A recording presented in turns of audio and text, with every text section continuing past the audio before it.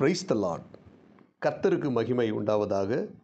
இந்த காலை வேளையில் கர்த்தருடைய வார்த்தை மூலமாய் உங்கள் யாவரையும் சந்திப்பதிலே நான் மிகுந்த மகிழ்ச்சி அடைகிறேன். சங்கீதங்களின் புத்தகம் 14ஆம் சங்கீதம் 2ஆம் வசனம், தேவனை தேடுகிற உணர்வு உள்ளவன் உண்டோ என்று பார்க்க கர்த்தர் பரலோகத்திலிருந்து மனுபுத்திரரை கண்ணோக்கினார். ஆமேன். இந்த குறிப்பிட்ட வேத பகுதியை வாசிக்கும்போது, தேவனை தேடுகிற உணர்வு உள்ளவன் ஒருவன் உண்டோ என்று பார்க்க கர்த்தர் பரலோகத்திலிருந்து கண்ணோக்கினார் என்று எழுதப்பட்டிருக்கிறது. இந்த இறைவார்த்தை கேட்கிற தேவனுடைய பிள்ளைகளே, நம் ஒவ்வொருத்தருக்கும் தேவனை தேடுகிற அந்த உணர்வு இருக்க வேண்டும். யாரோ நம்மை கட்டாயப்படுத்தியோ ஃபோர்ஸ் பண்ணியோ நம்மை தேவனை தேட வைப்பதை விட, தேவனை தேடுகிற உணர்வு நமக்குள்ளே ஏற்பட்டு நாம் தேவ சமூகத்தில் போய் அவரை தேடும்போது, அவரிடத்தில் மன்றாடும் பொழுது நம்முடைய ஜெபத்தை ஆண்டவர் கேட்கிறார். இன்றைக்கி பார்த்திங்கன்னா, அநேகர் தேவனை தேடுவதற்கு மற்றவர்கள் ஃபோர்ஸ் பண்ணுறாங்க, தேவனை தேடுங்கள் என்று சொல்கிறாங்க. ஆனால் ஒரு மனிதனுக்கு தேவனை தேடுகிற உணர்வு இருக்க வேண்டும். அந்த உணர்வோடு கூட நாம் தேவ சமூகத்தில் போய் நாம் ஜெபிப்போமானால் நம்முடைய வேண்டுதலை ஆண்டவர் கேட்டு நமக்கு அற்புதங்களை செய்கிறார். வேதத்தில் பார்த்திங்கன்னா, அவரை கண்டடையத்தக்க சமயத்தில் தேடுங்கள் என்று சொல்லப்பட்டிருக்கிறது. அவர் தேவனை தேடுவதற்கு ஒரு சமயம் இருக்கிறது. ஆமேன். அதிகாலையில் என்னை தேடுகிறவன் என்னை கண்டடைவான். அப்போது அதிகாலையில் நம்ம என்ன செய்யணும்? அவரை தேட வேண்டும். அதிகாலையில் இருட்டோடு இருட்டாக எழுந்து நம்ம என்ன செய்யணும்? தேவ சமூகத்தில் போய் அவரை தேட வேண்டும். அவரை தேடும் பொழுது, தேடுங்கள் அப்பொழுது கண்டடைவீர்கள் என்ற வார்த்தையின்படி நாம் அவரை சந்திக்க முடியும். அவர் நம்மோடு கூட பேச முடியும்.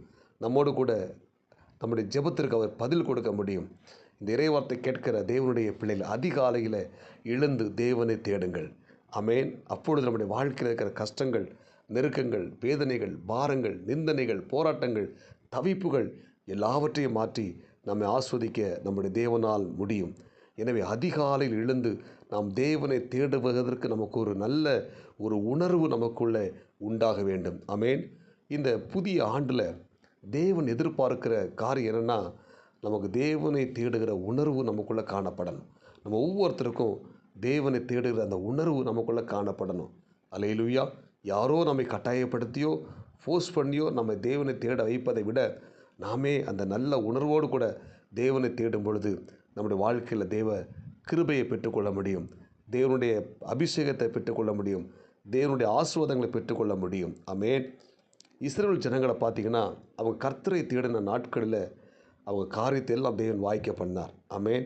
அப்போ தேவ ஜனங்கள் கர்த்தரை தேடின நாட்களில் காரியத்தை வாய்க்க பண்ணினது போல், இந்த காலை நேரத்தில் நீங்கள் கர்த்தரை தேடும் பொழுது உங்கள் வாழ்க்கையில் இருக்கிற எல்லா காரியத்தையும் கர்த்தர் வாய்க்க பண்ணுவார். கடன் பாரமா, நெருக்கமா, கஷ்டமா, போராட்டமா, நிந்தனையா, வியாதியா, எதுவானாலும் இருந்தாலும் சரி, என் தேவனால் மாற்ற முடியும். ஆமேன். இந்த இறைவார்த்தை கேட்கிற தேவனுடைய பிள்ளைகளே, நீங்கள் கர்த்தரை தேடுங்கள். அவர் உங்களுக்கு இந்த புதிய நாளில் உங்களுக்கு அற்புதம் செய்ய போகிறார், அதிசயங்களை செய்ய போகிறார். கர்த்தரை தேடின நாட்களில் காரியத்தை வாய்க்க செய்தாரே, அதுபோல் உங்கள் வாழ்க்கையில் எல்லா காரியத்தையும் கர்த்தர் வாய்க்க பண்ணுவார். லூக்கா 19ஆம் அதிகாரத்தை வாசித்து பார்த்திங்கன்னா, சகையு என்கிற ஒரு மனிதன், அவன் ஒரு பெரிய ஆஸ்தி உள்ளவன், ஐஸ்வர்யவான். ஆனால் அவன் நிம்மதி இல்லாதவனாக காணப்பட்டான். குடும்பத்தில் சமாதானம் இல்லை. அவன் உருவத்தில் குள்ளமாக இருக்கிறான். ஒரு பக்கம் நல்ல வசதி இருக்கிறது, ஆசீர்வாதங்கள் இருக்கிறது, இன்னொரு பக்கம் அவனுக்கு சமாதானம் இல்லை. இப்போது இந்த சமாதானத்தை தேடுவதற்காக இவன் என்ன செய்கிறான்? இயேசு நோக்கி போகிறான். இயேசு வரும் வழி முன்பதாக ஒரு காட்டத்தி மரத்தில் உட்கார்ந்துருக்கிறான். இயேசு அந்த வழியை வந்து, சகைவே இறங்கி வா, நான் இன்றைக்கி உன் வீட்டில் தங்க வேண்டும் என்று சொல்லி அவனுடைய வீட்டுக்கு அழைத்து கொண்டு போகிறார். அந்த வீட்டில் போய் சகையோடு கூட உணவு அருந்துகிறார். அங்கே இருக்கிற மக்கள்லாம் சொல்கிறாங்க, இந்த சகை ஒரு பாவியான மனுஷன், இவன் வீட்டில் எப்படி இயேசு வந்து தங்கலாம் என்று சொல்லும்பொழுது, அந்த சகையை சொன்னான், ஆண்டவரே, நான் யாரிடத்தில் அநியாயமாக வாங்கினது உண்டானால் அதை நாளத்தனையாக திரும்ப கொடுக்குறேன் என்று சொல்லுகிறான். இயேசு இன்றைக்கு இந்த வீட்டுக்கு ரட்சிப்பு வந்தது, இவனும் ஆபிரகாமின் குமாரனாக இருக்கிறானே. ஆமேன். சகையுடைய வீட்டில் ரட்சிப்பை ஆண்டவர் கொடுத்தார். சகையுடைய வீட்டில் பணம் இருந்துச்சு, ஆஸ்தி இருந்துச்சு, ஐஸ்வர்யம் இருந்துச்சு. ஆனால் விலையேறப்பெற ரட்சிப்பு இல்லை. ஆமேன். இன்றைக்கு பார்த்திங்கன்னா, அநேக குடும்பத்தில் பணம் இருக்குது, புகழ் இருக்குது, ஆஸ்தி இருக்குது, ஐஸ்வர்யம் இருக்குது. ஆனால் ரட்சிப்பு இல்லை. அந்த ரட்சிப்பை கொடுக்கிறவர் இயேசு கிறிஸ்து. ஆமேன். அப்போ நம்ம இயேசுவை தேடி போகும்போது, அவரை தேடும்போது நம்முடைய வாழ்க்கையில் ரட்சிப்பை கொடுக்கிறார், சமாதானத்தை கொடுக்கிறார், சந்தோஷத்தை கொடுக்கிறார், மகிழ்ச்சியை கொடுக்கிறார். ஆமென். இந்த இறைவார்த்தை கேட்கிற தேவனுடைய பிள்ளைகளே, இயேசுவை தேடுங்கள். உங்கள் வாழ்க்கையில் ரட்சிப்பு கடந்து வரும். அதுபோல் பெரும்பாலுள்ள ஸ்திரீ இயேசுவை தேடி போகிறார். அவர் வஸ்திரத்தின் ஓரத்தை தொட்டால் சுகமடைகிறாள். ஆமென். இயேசுவை தேடி போன அந்த பெண், வியாதிவாய்ப்பட்ட பெண் சுகமடைந்தது போல இன்றைக்கு இயேசுவை நீங்கள் நோக்கி வாருங்கள். அவர் நோக்கி நீங்கள் சென்று அவர் நோக்கி அவரை தேடி ஆண்டவர் சமூகத்தில் உட்கார்ந்து நீங்கள் ஜெபம் பண்ணுங்கள். உங்கள் வியாதிகள் மாறும், பிரச்சனை மாறும், கடன் பாரம் மாறும். எல்லாவற்றையும் மாற்றி உங்களை ஆஸ்வதிக்க வல்லமையுள்ள தேவனாக இருக்கிறார். எனவே இந்த இறைவார்த்தை கேட்கிற தேவனுடைய பிள்ளைகளே, இந்த புதிய ஆண்டில் தேவனை தேடுகிற இருதயம் நமக்குள்ளே வர வேண்டும். அப்படிப்பட்ட ஒரு எண்ணத்தோடு கூட காணப்படுவோம். நம்மை கர்த்தர் ஆஸ்வதிப்பாராக. ஜெபிப்போமா? பரலோக தேவனே, இந்த இறைவார்த்தை கேட்ட ஒவ்வொரு தேவனுடைய பிள்ளை கர்த்தர் ஆஸ்வதிங்க. ஆண்டவரே, தேவனை தேடுகிற அந்த உணர்வுள்ள இருதயத்தோடு நாங்கள் உம்மை நோக்கி வர, உம்மை தேட உதவி செய்வீராக. இந்த இறைவார்த்தை கேட்ட எல்லா தேவனுடைய பிள்ளைகளை கர்த்தர் ஆஸ்வதிங்க. இந்த நாளுக்குரிய கிருபை கொடுங்க.